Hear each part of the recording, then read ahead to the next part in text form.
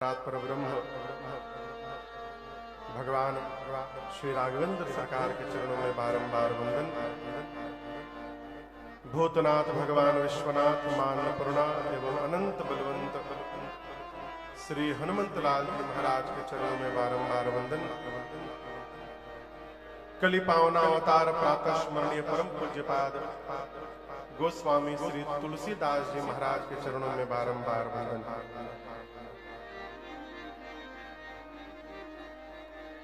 भक्तराज केवट भैया की इस परम पुनीत धरा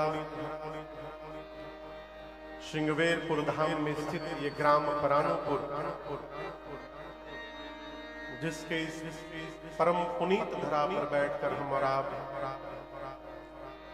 चल रहे इस 9 दिवसीय श्री राम कथा महोत्सव के आज द्वितीय सत्र में सभी लोग उपस्थित हुए हैं। आयोजन के मुख्य यजमान स्वयं श्री हनुमान जी महाराज, आयोजक के रूप में परमादरणीय बाबूजी श्रीमान अजीत पांडे जी, मैया श्रीमती पुष्पा पांडे जी, साथ में बाबू आनंद पांडे, बहू रानी दीपशिखा पांडे, पूरा परिवार, छोटे भाई अनुराग पांडे, जिनके पुण्योदय के परिणाम से इस धरा पर यह कथा मुझे गाने का सौभाग्य प्राप्त हुआ और आपको बैठकर सुनने का सौभाग्य प्राप्त हुआ।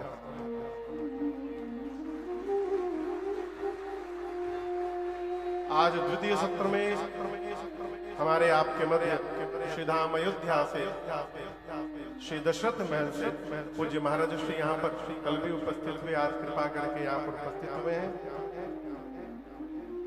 हमारे आपके मध्य लखनऊ से चलकर आए लखनऊ के मुख्य न्यायाधीश आदरणीय जज साहब श्रीमान शिवेंद्र मिश्र जी अपने पूज्य बाबू जी के साथ यहाँ पर कृपा करके उपस्थित भय है।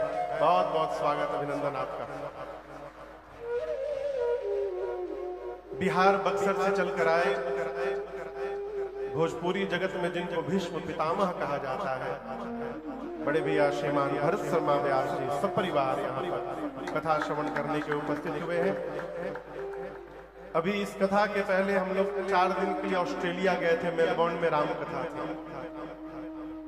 तो वहां जिनके घर में ठाकुर जी का निवास था 4 दिनों तक, भैया श्रीमान मार्क गुप्ता जी ऑस्ट्रेलिया से चलकर यहाँ पर कथा में उपस्थित हुए हैं। बहुत बहुत स्वागत, अभिनंदन भैया आपका। जय जय।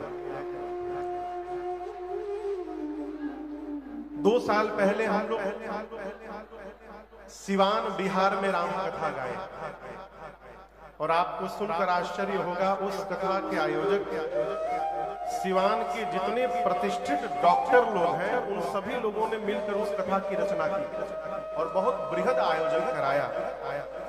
और वो लोग फिर अगले वर्ष मार्च के महीने में 8 से 16 मार्च सिवान की धरती पर फिर राम कथा का आयोजन किए हैं। आदरणीय डॉक्टर श्रीमान शरद चौधरी जी यहाँ पर उपस्थित है। कहाँ बैठे भैया? इधर। अच्छा, इधर ही बैठे हैं, हम उधर ढूंढ रहे हैं। आदरणीय शरद जी, हमारे बड़े श्रीमान नंद कुमार द्विवेदी जी उपस्थित है सिवान बिहार से। अभी हम लोग पितृपक्ष में भिलाई में राम कथा की, तो उस कथा के जो मेन मुख्य कर्ता धर्ता थे बड़े भैया श्रीमान विनोद सिंह जी पूरे दल बल के साथ भिलाई से चलकर यहाँ पर आए हैं। भैया कहाँ बैठे हैं? अच्छा, आप भी उधर बैठे हैं। जय जय, स्वागत है। अगले वर्ष जनवरी के महीने में संभवतः 26 जनवरी से 26, 27, 28, 29, 30, 1, 2, 3 26 जनवरी से 3 फरवरी तक गोरखपुर शहर के मध्य में राम कथा होने वाली है। और उस कथा के जितने आयोजक हैं, कर्ता धर्ता हैं, यहाँ पर उपस्थित हैं। डॉक्टर कुमुद त्रिपाठी जी, श्रीमान मदन मोहन त्रिपाठी जी, श्रीमान अविनाश पांडे जी, श्रीमान अशोक शुक्ला जी, श्रीमती मधुबाला पांडे जी, ये सभी लोग गोरखपुर से यहाँ पर कथा श्रवण करने के लिए आए हैं। कहाँ बैठे हैं सब लोग?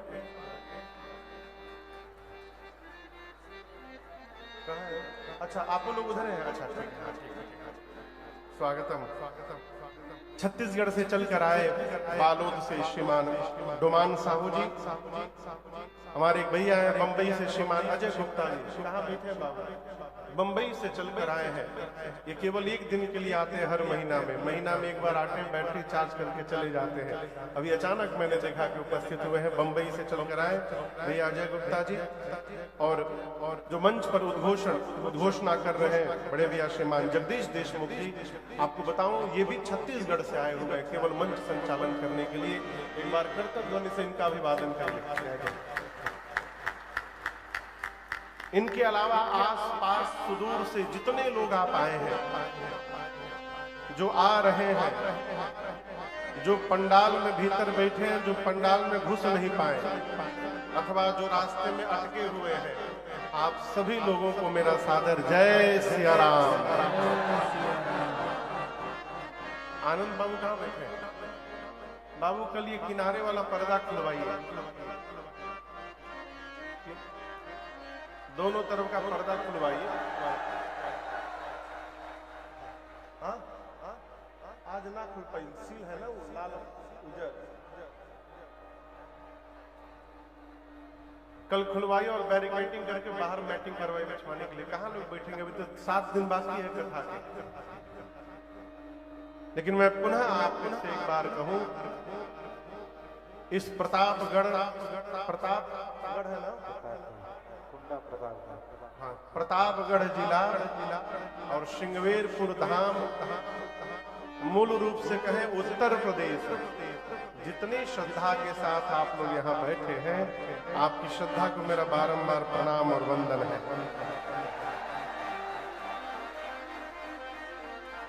कल प्रथम सत्र में हमने और आपने श्री राम कथा की महिमा गाई। शिव पार्वती विवाह के प्रसंग में भगवान शिव और मां सती के चरित्र को श्रवण किया। सती मैया पार्वती मैया के रूप में अवतार ली है। नारद जी ने हाथ देख करके भगवान शिव का स्वरूप का वर्णन किया है। मां ने घोर तपस्या की, वरदान प्राप्त हुआ है।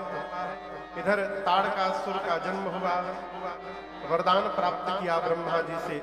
उसके वध के लिए भगवान शंकर का विवाह कराना उचित था। अस्तु कामदेव को प्रेरित करके देवताओं ने भगवान शिव को समाधि से बाहर बुलाया है। समाधि से आकर बाबा ने कामदेव को भस्म किया, रति को वरदान दिया है। देवताओं ने भगवान शंकर से विवाह के लिए निवेदन किया, बाबा ने अनुमति प्रदान की है। और मुहूर्त लेने के लिए सप्तऋषिगण हिमाचल जी के पास पहुंचे हैं नगर में। सप्तऋषिगण सबसे पहले पार्वती मैया के पास गए और जाकर पुनः एक बार फिर से परीक्षा ली उनकी। जाकर सप्तऋषिगण कहते हैं कि आप शंकर भगवान से विवाह करना चाहती हैं, लेकिन आपको पता नहीं भगवान शिव ने काम को ही भस्म कर दिया, तो उनकी कामनाएं सभी समाप्त हो गई।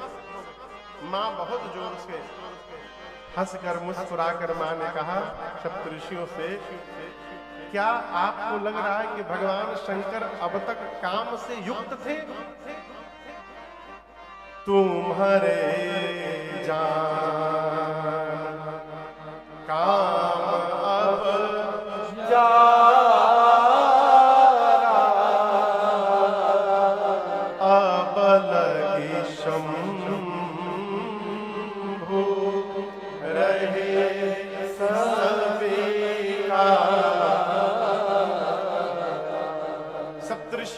जाकर कहा कि हे भवानी जी, भगवान शंकर ने काम को ही भस्म कर दिया।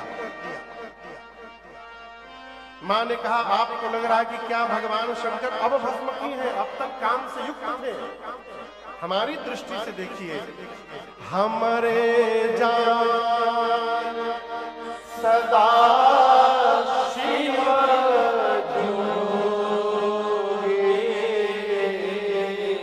अज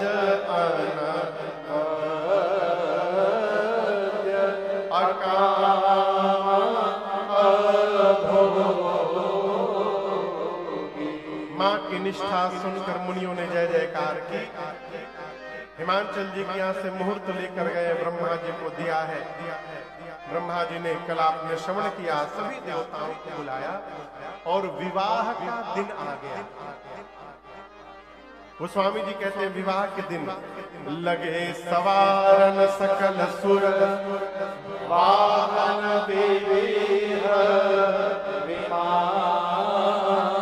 हो ही सगुन मंगल शुभद कर